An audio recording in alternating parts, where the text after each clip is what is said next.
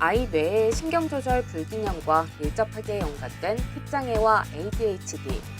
한의학에서는 어떻게 바라보고 있는지 자세한 이야기를 담아보았습니다.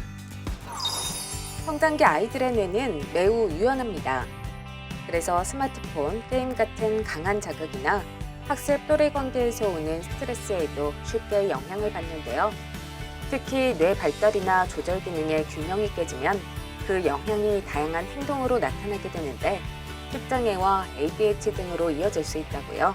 틱장애 같은 경우에는 운동을 조절해주는 기저학의 문제가 대부분을 차지하게 되고, ADHD 같은 경우에는 전전두엽의 기능이 조금 상실된 것을 말하게 되는데, 두 질환 모두 공통된 특징이 하나 있는 게 우리 뇌의 기능이 불균형, 억제와 과흥분의 균형이 무너질 때 이런 질환들이 발생한다고 보고 있습니다.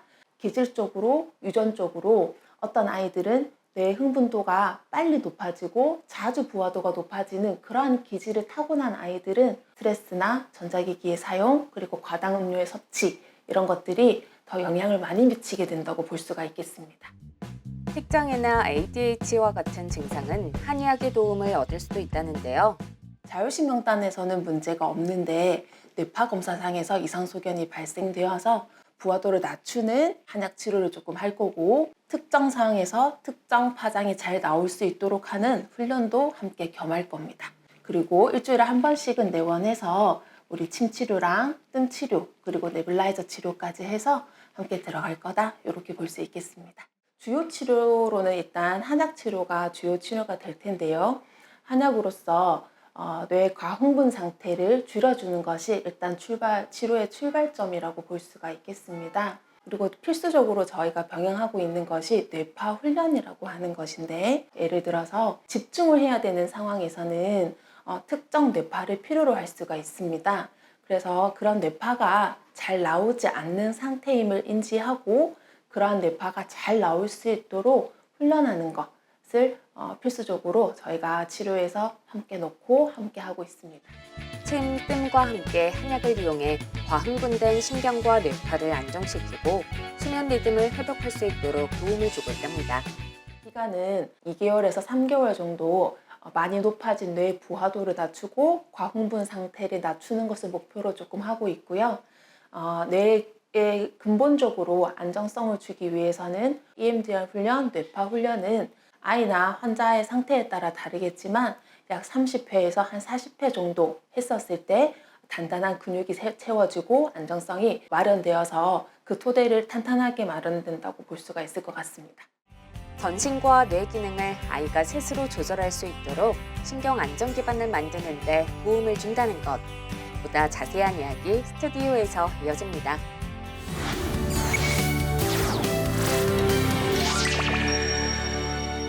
창원에서 틱장애나 ADHD를 치료를 잘 하셔서 아주 많은 사랑받고 있는 우리 한의사분을 모셨습니다. 김한나 한의사입니다. 안녕하세요. 안녕하십니까. 자, 먼저 틱장애나 ADHD는 보통 이제 양방치료 영역이라고 생각을 했는데, 아니 한의학에서 이 분야를 집중적으로 지금 치료하고 있는 게 낯설게 느껴지는데 어떻게 이렇게 관심을 갖게 된 거예요? 이제 흔히들 얘기하기를 틱이나 ADHD가 어떤 아이의 습관이나 어떤 성격, 이런 문제로 알고 있으신데요. 사실은 우리 뇌의 시상하부, 그리고 전전두엽의 같은 신경회로의 물질의 불균형에서 나오는 질환이라고 볼 수가 있습니다.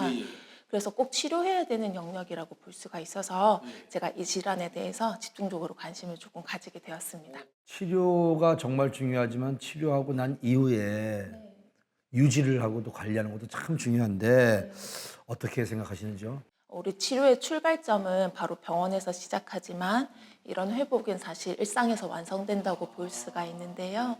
일단 첫 번째는 사실 가장 중요한 것이 바로 수면의 환경이라고 볼 수가 있습니다. 그래서 규칙적인 어떤 습관, 수면 습관이 가장 중요하고, 두 번째는 우리 자기 전에 전자기기를 차단하는 거, 그리고 세 번째는 주중과 주말에 어떤 수면 시간의 편차를 줄이는 것이 중요합니다.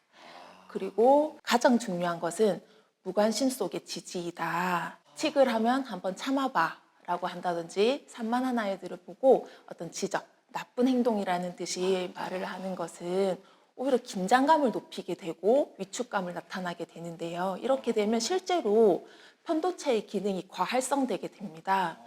실제로 틱이나 ADHD는 뇌의 과활성에서 생기는 문제이기 때문에 이러한 지적들은 아주 악순환이 반복되게 되는 것이라고 볼 수가 있겠습니다. 정말 중요한 거네. 그러니까 우리 정말 아동들만 교육을 받는 게 아니라 우리 학부모들도 같이 교육을 받아야 되네요. 예. 앞으로 어떤 계획들 좀 갖고 계세요? 하나의 관점으로만 이것이 치료되는 질환이 아니기 때문에 다양한 관점을 통합적으로 체계적으로 어떤 접근하는 노력이 조금 필요해 보이고요. 그리고 두 번째로는 사실 지역사회와 연계하는 것이 조금 필요해 보입니다. 그래서 지역센터나 이런 발달, 이런 센터 쪽에서 있는 아이들 같은 경우에는 이것이 치료의 영역이 들어오지 못하기 때문에 조기 개입이나 조기 치료가 되지 않는 상태에서 방치해두는 경우가 많습니다.